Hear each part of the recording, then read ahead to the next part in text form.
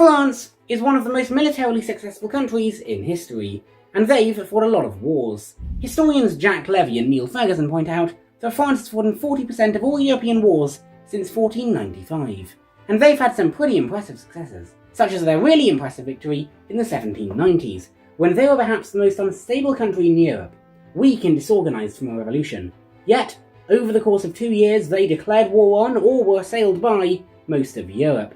The Allies invaded from 2 angles, broke down the French defences, and had a clear path to Paris, where even the most radical of revolutionaries began to accept defeat.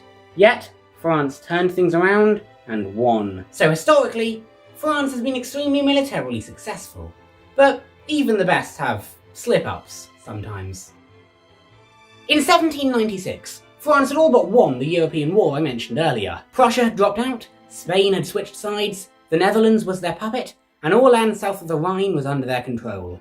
Only Germany, Italy, Austria and Britain opposed them, and France was launching one last massive offensive to knock those former 3 out of the war, which would leave only Britain to stand against them. To deal with her, France planned a 3-pronged offensive to take down the Great Empire. The first attack, scheduled for December of that year, would go to Ireland and support the United Irishmen in their fight for independence against the British. The second, a diversionary attack scheduled for January of the next year, would go to Newcastle and take the city there.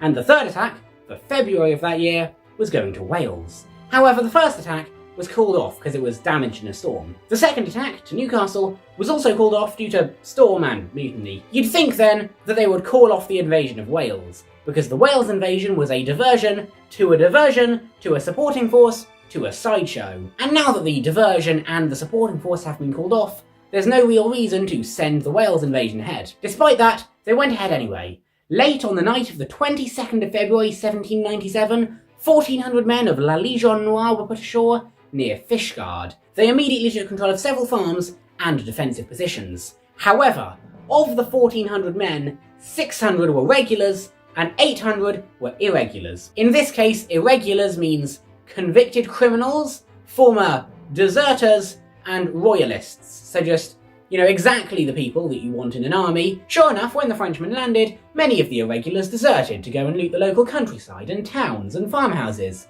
They also got blackout drunk on the alcohol they found, and many of them got murdered by Welsh civilians who didn't like the Frenchmen showing up at their doorstep. You see, when France had declared war on Britain in 1793, they believed that when they eventually invaded the country, the local population would side with them and overthrow the British government. But evidently, France had misjudged exactly how revolutionary Britain was, because when La Légion Noire, that was the name of the French invasion force, landed on Welsh soil, the local population completely sided against them. Not only did the local townsmen take up arms, but people flooded in from around the countryside with scythes and pitchforks ready to force these French invaders straight back into the sea. The local Welsh garrison realised that it was ridiculously outnumbered, so it immediately pulled all its forces out of the city. However, after they left, they linked up with reinforcements, swelling their numbers now to 600 men. The 600 Welshmen returned to the town and reoccupied it before the French had a chance to get into the city. Welsh folklore actually tells of a woman named Jemima Nicholas, who supposedly rounded up 12 drunk French soldiers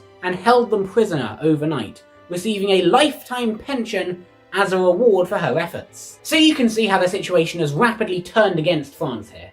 There's a force of Welsh soldiers in the town ready to attack them, plus an angry mob of peasants ready to do to them exactly what France did to their aristocrats. On top of that, a large chunk of the French army has already deserted and gotten flat out drunk or murdered by the peasants. And so, Lord Cawdor, leader of the Welsh army, told Colonel Tate, leader of the French army, that he had until 10 AM on the 24th of February to surrender. That would not even be 48 hours after France had initially invaded. Soon after France got that demand of surrender, France saw some redcoats in the British army.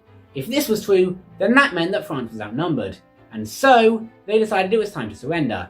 Only after France surrendered did they realise that the redcoats were Welsh female civilians wearing red coats that were traditional for Welsh women to wear. But from a distance, those redcoats had looked like British soldiers. So the Battle of Fishguard wasn't really a battle at all. It was never a pitched fight between two armies. What basically happened was The French army landed, a lot of them deserted and got drunk, then they realised they were outnumbered, and surrendered, is basically what happened.